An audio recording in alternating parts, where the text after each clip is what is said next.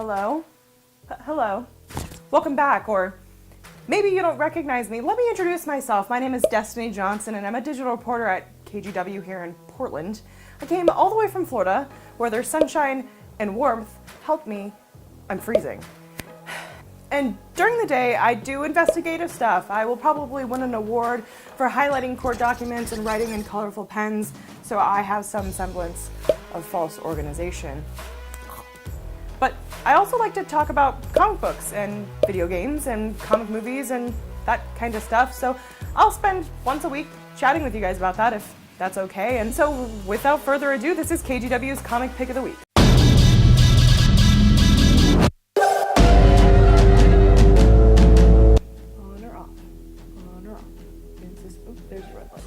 Now how this shakes out is I partner with a local comic book shop, and here in Portland I'm partnering with Floating World Comics, which you can find them at 400 Northwest Couch Street.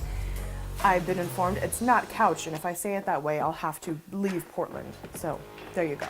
When I walked into Floating World Comics, I wasn't exactly sure what I was getting myself into. Were they going to be helpful? Were they going to be nice? They were both of those things. A nice gentleman pointed me in the direction of an indie comic. It's this one. It's called Swimming with JFish. It's tiny, unassuming, almost square. And he said, this is as indie can get. Now, shame on me. I'm going to admit to you something about myself. Listen, I'm working on it. When he said it was indie as indie could get, you know, part of me is like, ooh, like punk rock DIY. The other part of me is like, I couldn't help but think of Mary Berry in the Great British Bake Off when she's like, it's not messy, it's informal.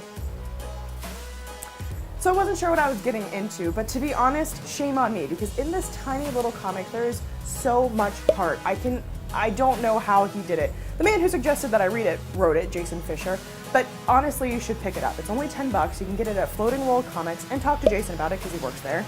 And it's short stories that are slice of life, and some of them made me laugh, and some of them made me kind of cringe, not in a bad way, but like, you know, I could relate. And then some of them, I mean, made me tear up. It truly cycled me through these emotions that we feel every day as humans. It was really easy to connect to. It was wonderfully drawn, wonderfully written. And if you haven't read it, I truly, truly suggest it. It was really good. And honestly, just such a good way for me to dip my toe into what indie's like here in Portland, because it's a lot different than Florida, if I'm being honest. So Swimming with JFish, pick it up. My favorite character, besides JFish, was Jim Buddy, who's just a super swole bird. You have to read about her. She's very cool. Now on to something a little less indie, a little more mainstream. Let's get started. We'll start with Criminal by Image Comics. This is a reboot of an older comic, and it's about what you think it might be about. It is about a gritty guy with It's about a gritty guy with a drinking problem who is a criminal and does criminal stuff, and it's about his criminal seedy life. Now, I'm into crime stuff just as much as the next person, and I thought this comic was okay. Will I keep reading it? Probably not, but if you're into a gritty backstory and a dude who doesn't care about the emotional well-being of those around him, this is for you. Now, on to something fun. Young Justice. This is, of course, by DC, and you're going to see some of your favorite characters come back. We have Young Justice by DC. You're going to see a lot of your favorite characters coming back in this one. We have Tim Drake, who I love. I appreciate a straight-A student who's a little type A as well, because I relate.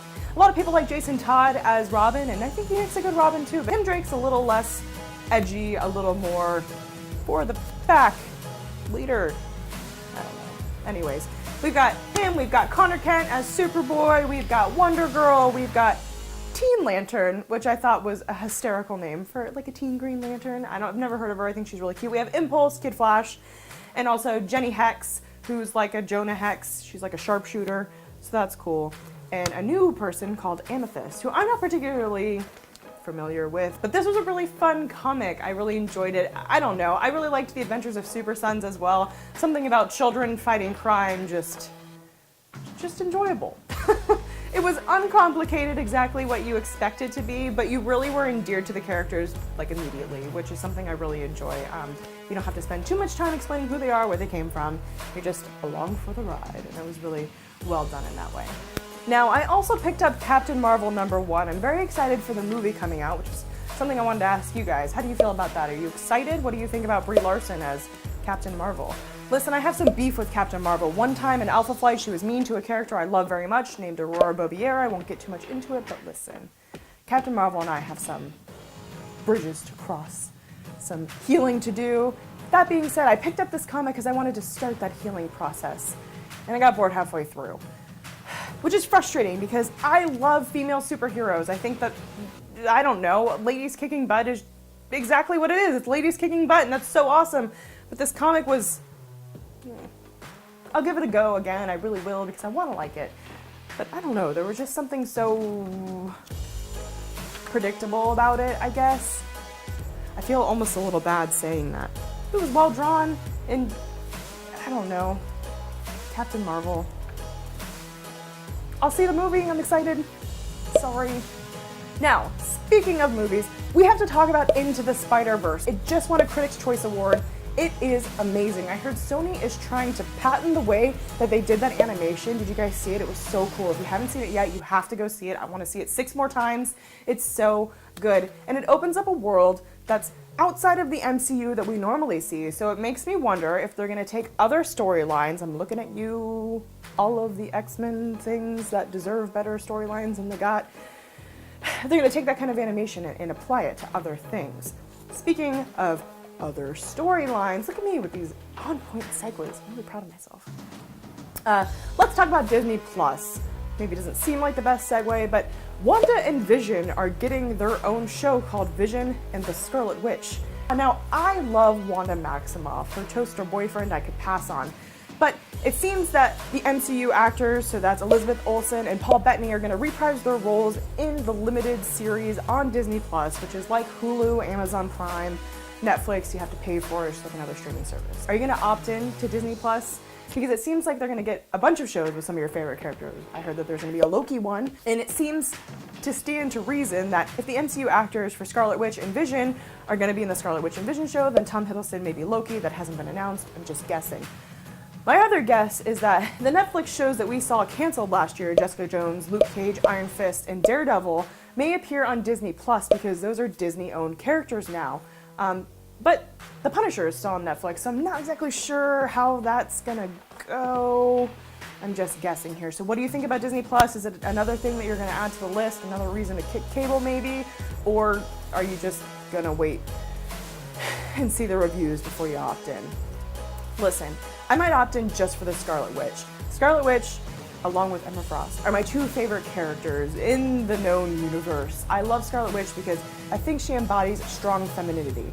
She's overcome mental illness, she's overcome, just terrible strife growing up and the whole being hunted like an actual witch. I mean, am I a huge fan of the Marvel Cinematic Universe Scarlet Witch? Not particularly. I think they really shortchanged her. I think I one time saw her called Wendy Mayomoff on the internet, and I couldn't think of a more appropriate way to explain the watered-down version of what they've done to my beloved Wanda Maximoff.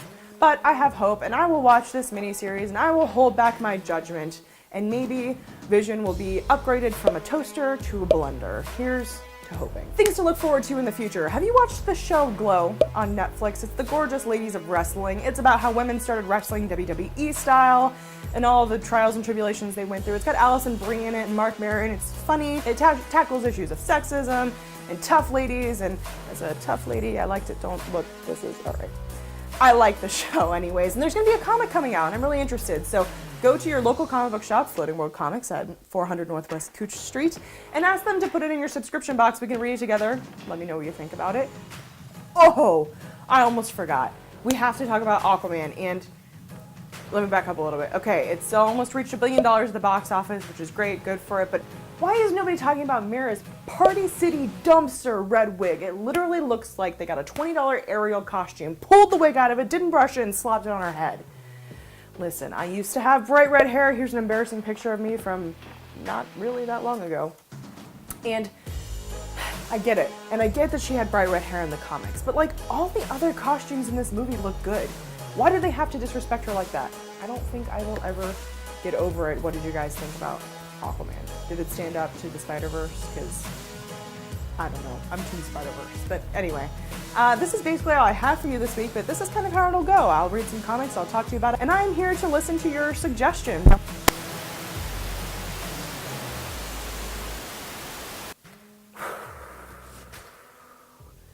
My mic cut out.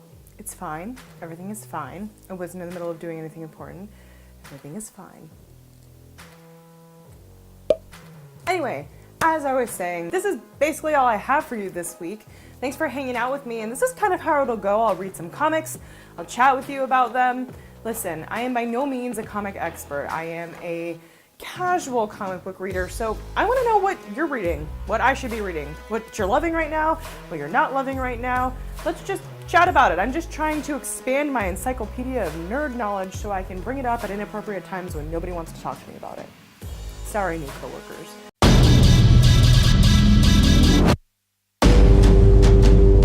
Oh, did you think this was over? No. I have some quality dog content for you. He is, his name's Watson, and he's a trained assassin. Oh, you're also my psychic. Get your toy. Get your toy. That's not your toy. It's right here. Oh, that was a good yawn. I'm proud of you.